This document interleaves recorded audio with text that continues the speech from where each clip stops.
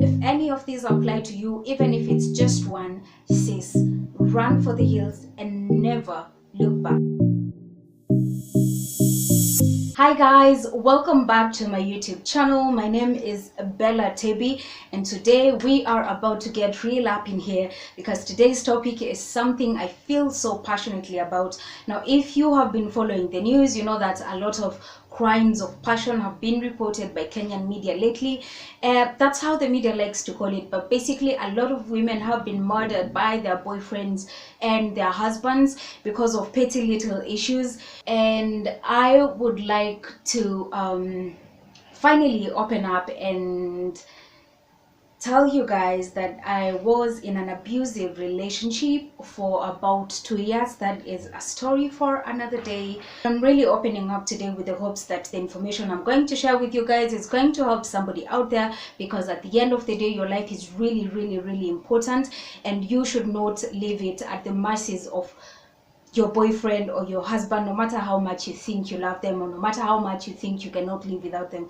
And that reminds me, I read this little thing on Facebook, and it was saying that moment when you feel like you cannot live without somebody, that is common sense leaving your body. I know, controversial, but trust me, I believe that.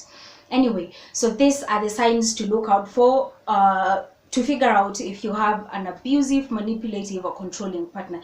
If any of these apply to you, even if it's just one, sis, run for the hills and never look back. So number one, they ask you to be all lovey-dovey with them on social media. Your social media is your own business, and you should be the only one to decide what you want to do with your social media. I mean, it's never that serious. At the end of the day, it's social media.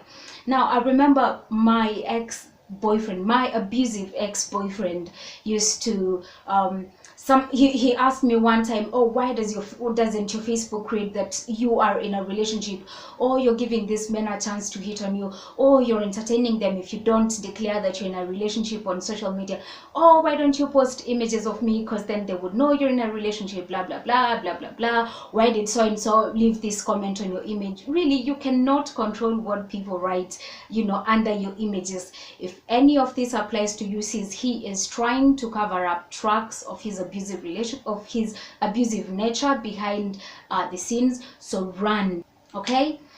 Number two, constant communication. This can be misinterpreted with somebody you know, being very caring or concerned about you sometimes, but like it gets to a point where somebody wants to communicate with you in the morning, mid-morning, noontime, evening, late night, until you seem to forget that you have other friends that you can get social with. And really, man is social. You cannot, you know, just have one person around you. You know, it's toxic, it's controlling, and it is not good.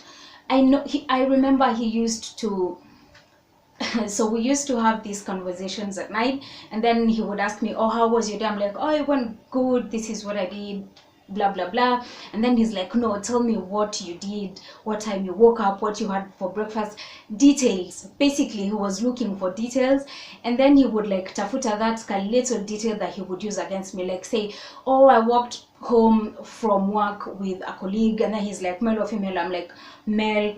Some guy called, let's call him Mark in this case.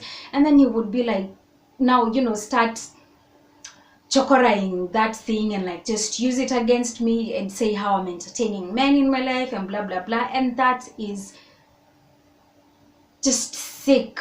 Do not entertain that. Number three, if they are overly nice to your family and friends, especially if they are not actually nice to you in that manner, do not accept to be with that person.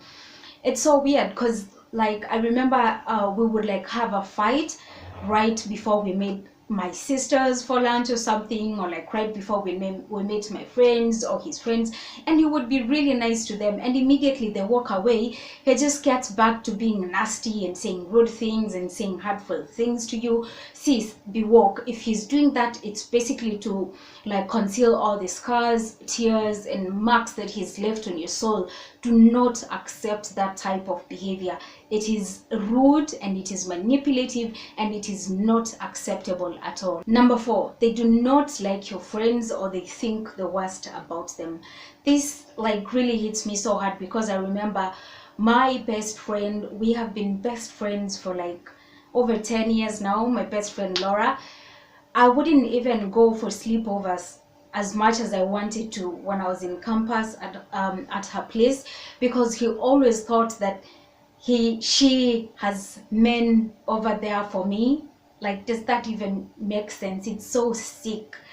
And like he always just thought the worst about her.